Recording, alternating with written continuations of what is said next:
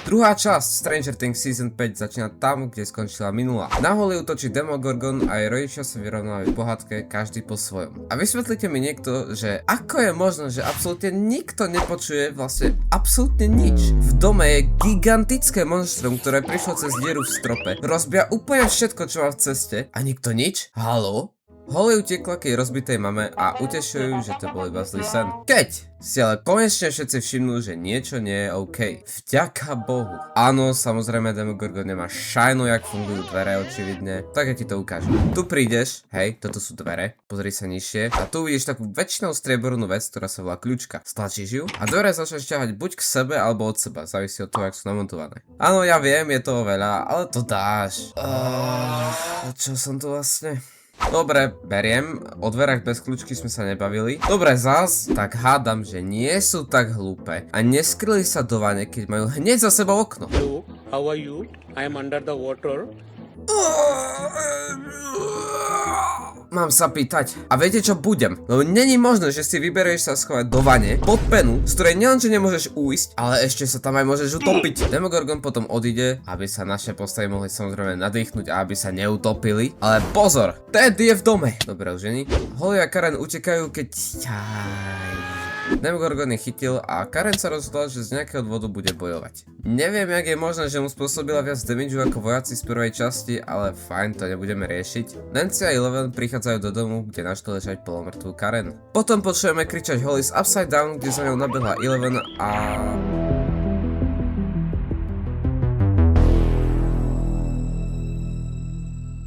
Teda a Karen eskortovali do nemocnice. Divím sa, že ešte žijú, keď sú roztrhaní úplne na sračky.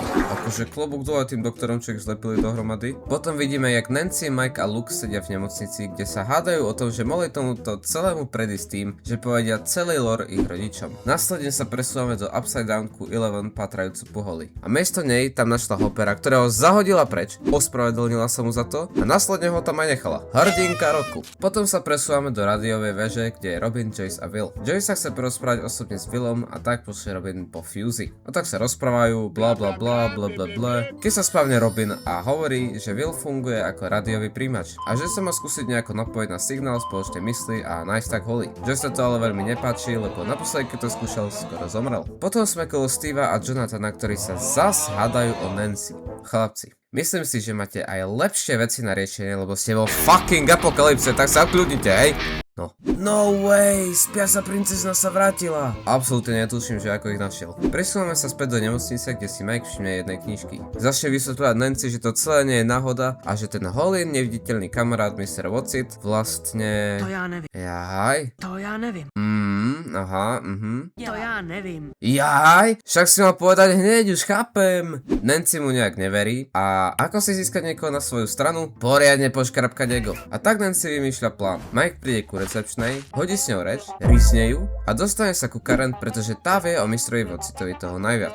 Potom sme v dodávke so Stevom, Jonathanom a Dustinom. Dustin sa zase začne hádať so Stevom, lebo Dustin tvrdí, že sa vydrbal na bicykli. No však to sa aj stalo, dostal šmík, vyletel zo sedadla, pritom jak letel, tak si hlavu obil omylom o strom a keď dopadol, tak mu zem dala ešte jednu výchovnu. Čo mu Steve nechápem, jak neveril. Potom sa presúvame do rádiovej veže, kde Joyce sa snaží získať kontakt s Hopperom. Robin ale príde s problémom, že to nefunguje, lebo treba vymeniť prúdový kondenzátor a že na to treba dvoch a vezme tak Willa. Prúdový kondenzátor samozrejme, že neexistuje a vymyslela si to len kvôli tomu ich tajnému myška plánu. Pomedzi toho vo výskumnej laboratórii v Upside Down našli záznamy z kamer, kde bola Eleven. A ja nie som nejaký špecialista na kamery z roku 1900, hej, ale nie som si úplne istý, že takto krásne viditeľné by boli tie fotky. A na túto fotku ti viem povedať, že takto fotku nezazumuje nič. Ja keď si fotím z diaľky deti v škôlke, tak tie sú rozpixelované vždy. Počkaj, nie, to bola len sranda, fakt, to bola len sranda.